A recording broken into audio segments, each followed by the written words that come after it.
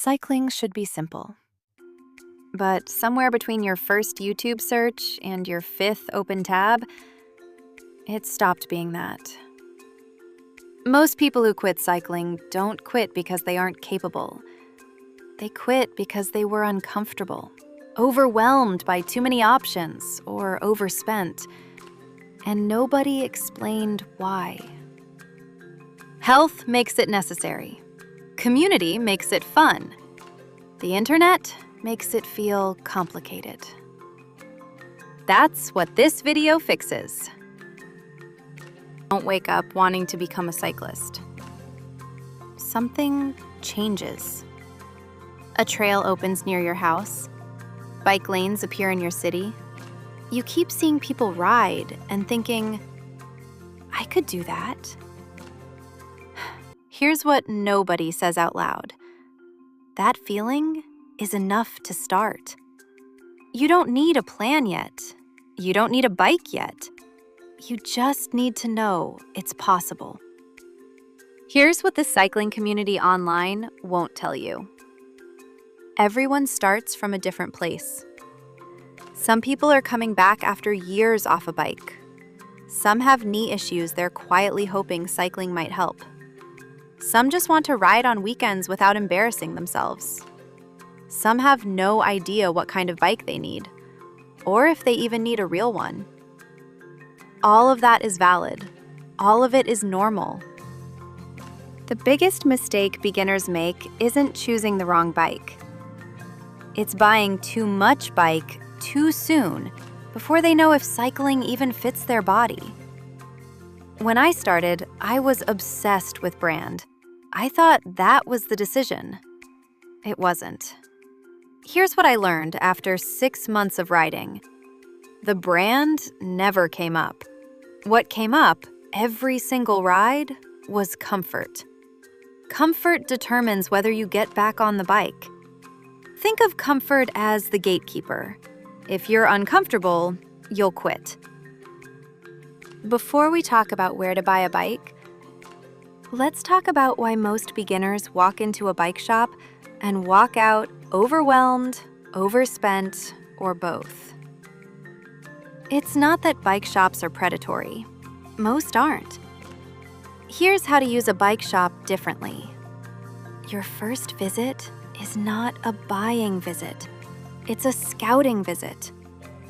When someone asks if you need help, say this: I'm just browsing.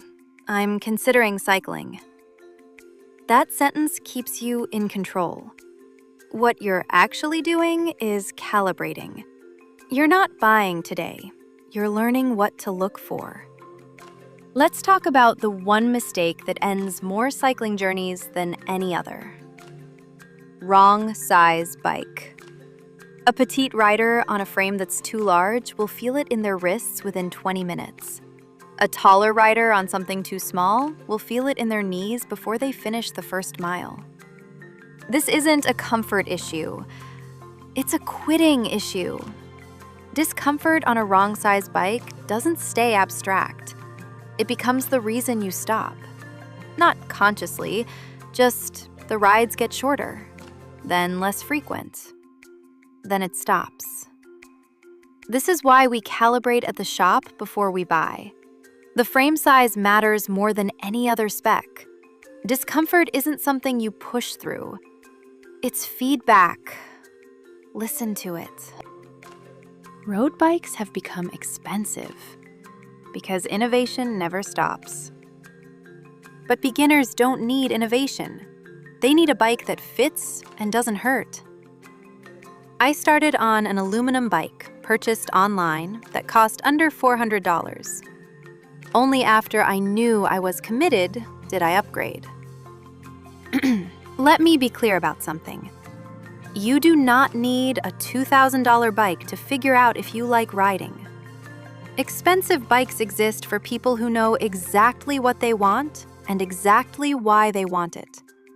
Beginners don't know that yet. And that's fine. Spend for where you are. Start simple. You can always upgrade. Cycling is as expensive as you decide to make it. The industry will suggest otherwise. You don't have to listen. After your scouting visit to the bike shop, here's what most cycling videos won't suggest next. Don't buy new yet. Go to Facebook Marketplace or Craigslist. Search for bikes in the style you sat on at the shop. You now know what size you need. Here's what you're going to find. Thousands of people bought good bikes during 2020 and 2021 when everyone needed something to do outside. They're not bad bikes. They're abandoned bikes.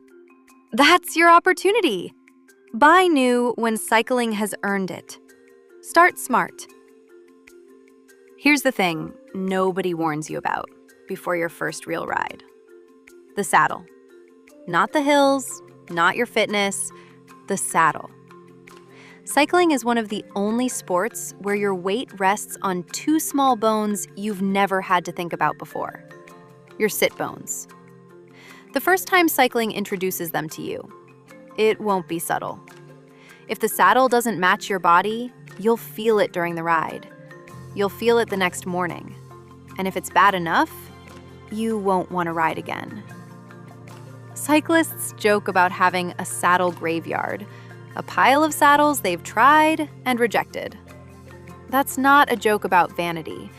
That's a joke about how long it takes to find the right fit. We'll go deeper on saddle fit in a later video.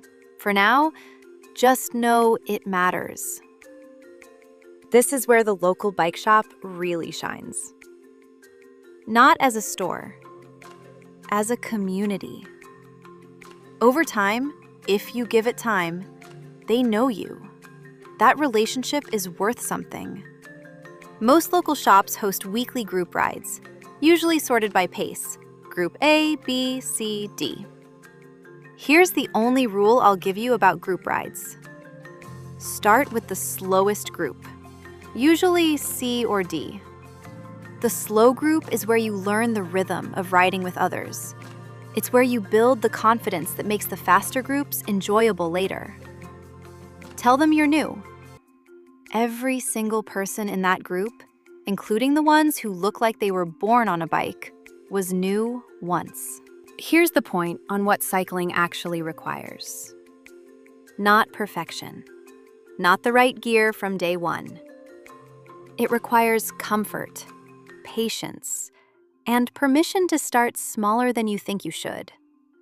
You don't need the best, most expensive bike. You need a bike that fits your body and your life right now. Cycling isn't complicated. The internet just makes it feel that way. And in the next video, I'll show you what starting actually looks like.